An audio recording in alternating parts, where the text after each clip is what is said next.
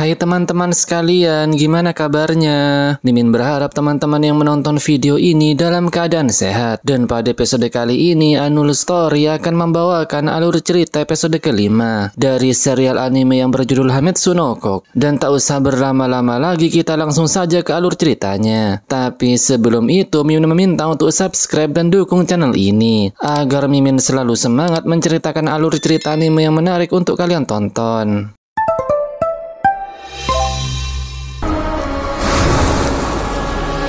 Diperlihatkan jika buah dewata melahirkan Doroka. Adonis tak membangkitkan master kesayangannya karena dia tak ingin Cole mengalami siksaan yang sama seperti dulu. Adonis juga merasa jika tak ada tempat bagi wanita yang ia cintai di dunia yang busuk ini. Dan ternyata sebelum ritualnya selesai, Adonis melakukan sihir penukaran ingatan. Yang awalnya dia mengeluarkan sihir ingatan bersama Cole, namun dia mengubahnya menjadi Doroka. Mengetahui hal itu, Nyonya Ophelia tentu saja dibuat terkejut.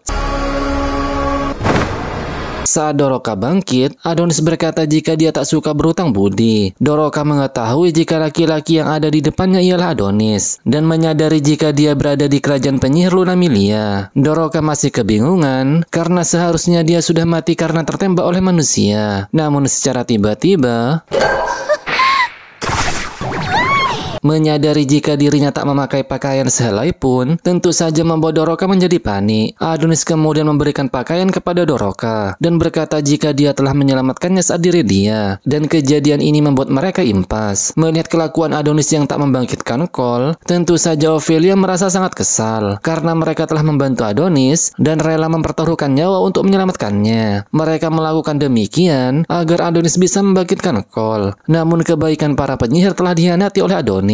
Hal itu tentu saja membuat Nyonya Ophelia dan para penyihir murka. Ophelia juga mencurigai jika Doroka telah mengatakan sesuatu kepada Adonis. Doroka yang sebelumnya telah mengatakan fakta kepada Adonis, tentu saja dia merasa panik dan ketakutan. Mengetahui Doroka terpojok membuat Adonis berkata jika dirinya yang telah memutuskan untuk tidak membangkitkan Cole. Melihat kelakuan angkuh Adonis, Ophelia pun kesal dan akan menyerangnya. Namun secara tiba-tiba portal cahaya muncul mengelilingi mereka. Melihat hal itu, Nyonya Ophelia pun terkejut dan menyadari jika bahaya akan datang. Dia juga menduga jika Adonis telah melakukan sesuatu, dan ternyata Adonis telah ditanamkan alat pelacak di dalam tubuhnya. Hal itu membuat manusia menemukan keberadaannya, dan secara tiba-tiba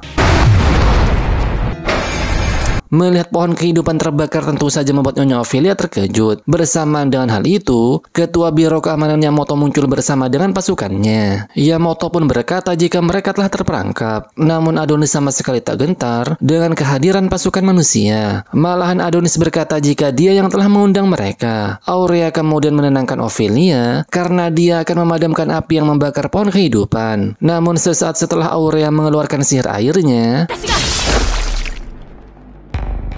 melihat hal itu, tentu saja membuat Ophelia marah besar dan meminta Santa Maria untuk mengeluarkan zirah sihir. Sihir tersebut membuat semua penyihir mempunyai zirah dan bersiap untuk bertarung. Di sisi lain terlihat Adonis akan menghadapi Yamato. Namun saat Adonis hendak merapal sihirnya, Yamato tiba-tiba menyerangnya. Tapi untung saja Adonis berhasil menghindar meski wajahnya terkena serangan. Adonis yang mengeluarkan sihir kupu-kupu berhasil mengambil pistol milik Yamato. Tembakan Adonis tak mampu melukai Yamato karena dia mempunyai zirah yang cukup kuat. Namun karena Adonis terus-menerus menembakinya, membuat zirah Yamato mengalami kerusakan. Namun secara tiba-tiba Doroka menarik baju Adonis, seperti mengisyaratkan agar dia berhenti melakukannya. Di sisi lain terlihat penyihir kristal maya mulai mengeluarkan sihirnya, yang membuat prajurit manusia terselimuti kristal. Tak hanya itu, para penyihir yang lain mulai menunjukkan tajinya. Dimulai dari penyihir ular Dakya yang menyerang dengan ular raksasa. Penyihir sulur Grena yang menggunakan kelabang untuk menyerang prajurit manusia. Dan ada juga yang menggunakan panah dan akar pohon. Terlihat Nyonya Ophelia menggunakan sihir fisik yang membuat prajurit manusia melayang di udara.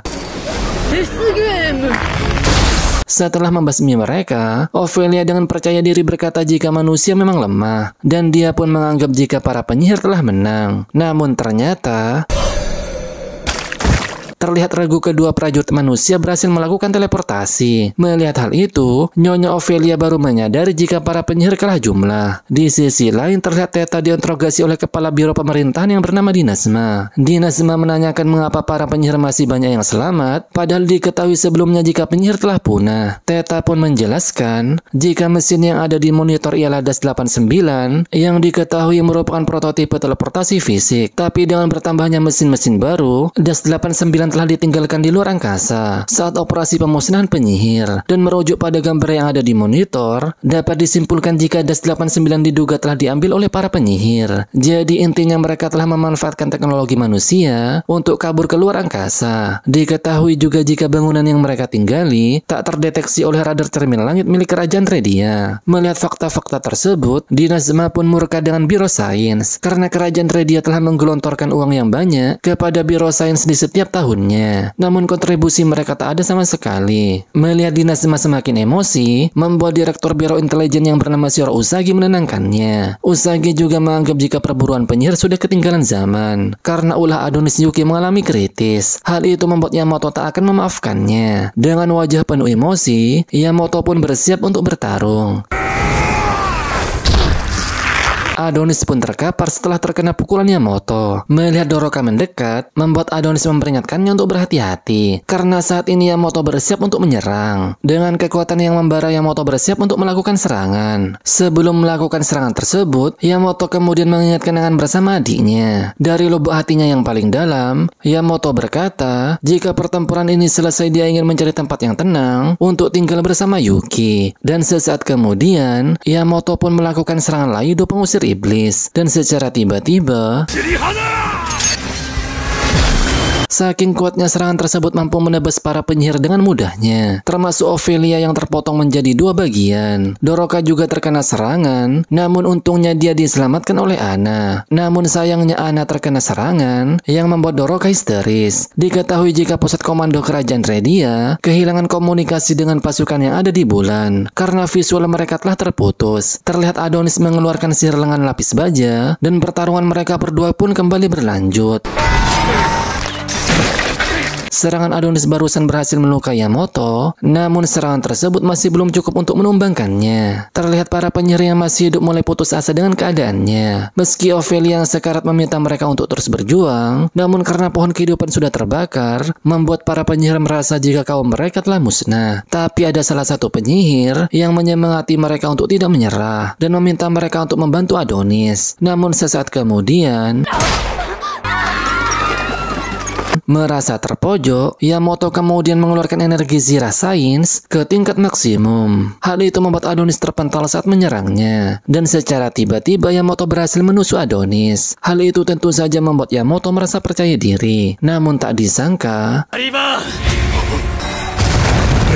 meski terpotong namun Yamato berhasil menyumbat aliran darahnya dengan kekuatan Zira Sains yang dia miliki. Merasa jika Yamato mempunyai hasrat balas dendam, membuat Adonis merasa jika dirinya dan Yamato mempunyai ekspresi yang sama. Terlihat Adonis yang masih belum bisa berdiri dihampiri oleh Yamato dan akan menebasnya. Scene kemudian berpindah. Di pusat komando Kerajaan Redia, terlihat para manusia mulai panik karena komunikasi dengan pasukan Yamato telah terputus. Di tengah kepanikan, mereka masih menganggap jika pasukan elit Biro Keamanan mustahil untuk dikalahkan. Dan tak lama setelah itu, mereka pada akhirnya berhasil menghubungi pasukan manusia yang ada di bulan. Terlihat Yamato memberitahukan jika mereka sudah meraih kemenangan karena semua penyihir yang ada di bulan telah berhasil dimusnahkan. Nah, itu dia alur cerita episode kelima dari anime Hametsu no Koko. Anul Story akan menceritakan episode ke-6 minggu depan karena anime ini merupakan anime terbaru yang rilis setiap minggu. Dan sampai jumpa di alur cerita selanjutnya dan terima kasih sudah menonton. Bye bye.